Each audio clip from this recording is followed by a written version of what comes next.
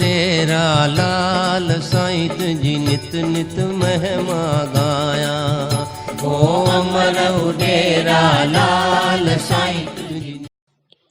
जय झूलेलाल, जय झूलेलाल, जय झूलेलाल। असांजे चैनल में तव्हां सभिनीनि जो स्वागत आहे। त अॼु जी ख़बर आहे बिलासपुर छत्तीसगढ़ मां। पूज्य सिंधी सेंट्रल पंचायत बिलासपुर जे द्वारा हर साल वांगुरु हिन साल भी 26 जनवरी जो गणतंत्र दिवस वॾी प्रेम भक्तीअ सां मल्हायो वियो। कार्यक्रम श्री झूलेलाल मंगलधाम तिफरा बिलासपुर में आयोजित कयो वियो हुयो सुबुह 11 बजे। हिन कार्यक्रम जा मुख्य अतिथि झूलेलाल मंदिर झूलेलाल नगर चकरभाटा जा संत साईं लालदास जी हुया, जंहिंजे कर कमलनि सां ध्वजारोहण कयो वियो। उन खां पोइ समाज जा अध्यक्ष व सदस्यनि जे द्वारा भारत माता ऐं महापुरुषनि जी प्रतिमा ते माला अर्पण कयो वियो। मंच संचालन मनोहर पमनानी जी ने कयो। हिन अवसर ते पूज्य सिंधी सेंट्रल पंचायत जा अध्यक्ष किशोर गेमनानी प्रकाश ग्वालानी जे द्वारा 26 जनवरी जी वाधायूं ॾिनी वई ऐं हिन शब्दनि ते प्रकाश विझो वियो कि 26 जनवरी असां छो मल्हाईंदा आहियूं।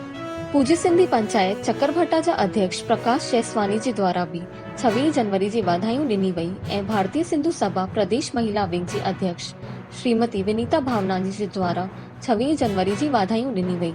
देशभक्ति गीत गाया विया। नानक राम खटूजा जे द्वारा भी देशभक्ति गीत गाया विया। संत साईं लालदास जी ने पंहिंजे आशीर्वचननि में 26 जनवरी जे ॾींहुं असांजो संविधान लागू थियो हुयो।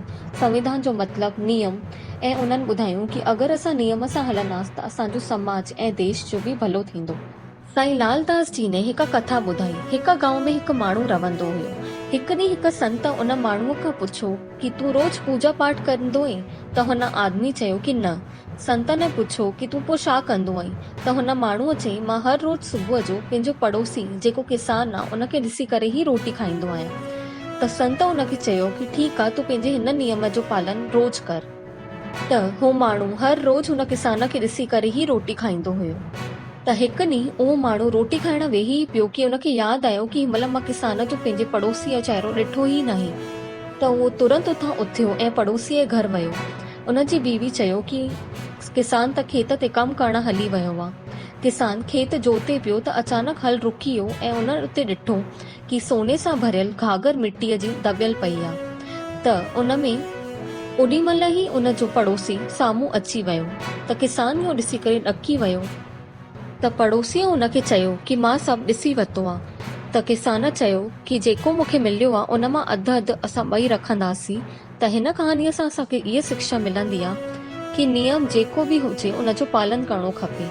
उनजो फ़ाइदो असांखे हमेशह मिलंदो। त ईअं ई असांजे संविधान बि कुझु नियम ठतल आहिनि, त उनखे बि असां पालन कंदासीं त असांजो भलो थींदो। आख़िरीअ में आभार प्रदर्शन रमेश लालवानी जी ने कयो। कार्यक्रम में शामिल थियण लाइ वॾी संख्या में समाज जा मुख्य जन उपस्थिति प्रमुख हुया।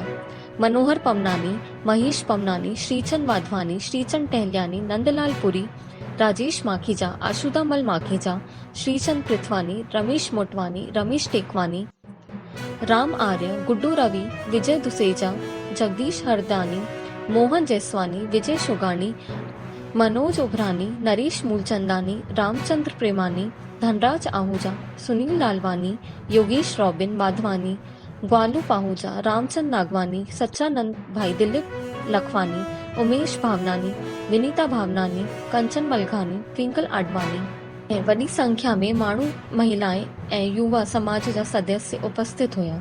कार्यक्रम जे आख़िरीअ में सल्पहार जी व्यवस्था कई वई हुई।